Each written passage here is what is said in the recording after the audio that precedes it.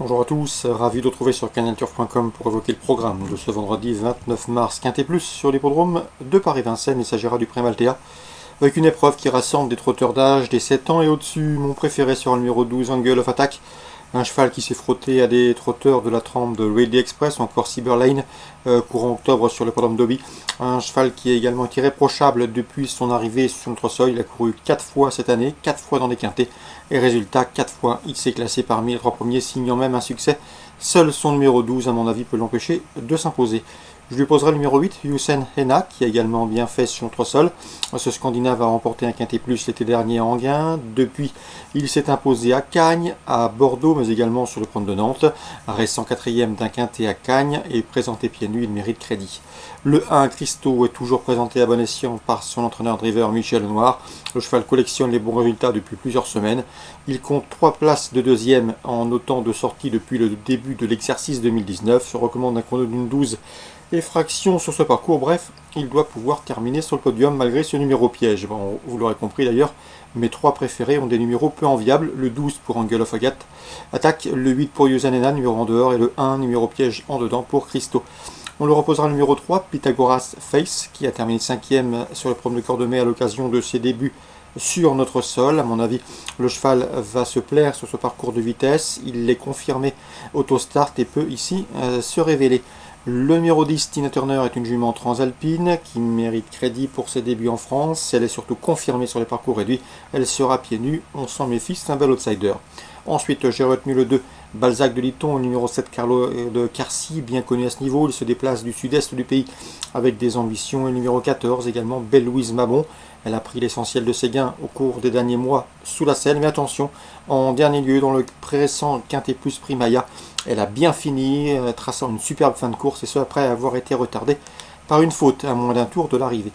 Résumé chiffré pour ce quintet du vendredi 29 mars, 12, 8, As 3, 10, 2, 7 et 14. Suit du programme Vincennes, toujours en nocturne. Dans la première, je vous commande le 102, Calou Renardière, il est pieds nus pour cet objectif, et le 108, Classico Fort, qu'il convient de racheter, il vaut mieux que ne l'indiquent ses dernières disqualifications. 102, 108. La quatrième, le 402 Éclat de Rep, est un cheval ménager, un cheval préservé, un cheval estimé. Il compte déjà 11 podiums, dont 8 victoires en 13 courses courues, et pourrait bien soigner ses stats. Ici, dans ce lot, lui qui a été tenu écarté de la compétition cet hiver, et qui revient au mieux. 402 Éclat de Rep. La suivante, le 505 Ferry Jet, est un cheval très estimé par Luc Rollens. J'ai pu m'entretenir avec ce dernier. Le cheval n'a pas couru depuis l'été dernier, suite à un petit problème, rien de grave, rien de bien méchant, mais comme on l'estime beaucoup, on a préféré être prudent et patient avec lui. Ici, il n'est pas à 100% pour cette course de rentrée, mais vu l'estime que lui porte son entraîneur, il n'a pas besoin d'être de l'être pour s'imposer. Le cheval a déjà suffisamment de travail pour bien faire d'entrée de jeu et s'imposer. 505 Ferry Jet, cheval de qualité et estimé. La septième maintenant, le 711 Grandissima, fautif dernièrement dans un groupe 2, mérite crédit. Il trouve ici l'occasion de renouer avec le succès. Attention également au 707 Gold Beauty qui vient de s'imposer avec de la marge dans la discipline. Notre remontée 711-707. On résume tout ça pour Vincennes. La première, le 2, le 8, la quatrième, le 402 Éclat de Rep. Ensuite le 505 Ferry Jet et ensuite le 711 et le 707.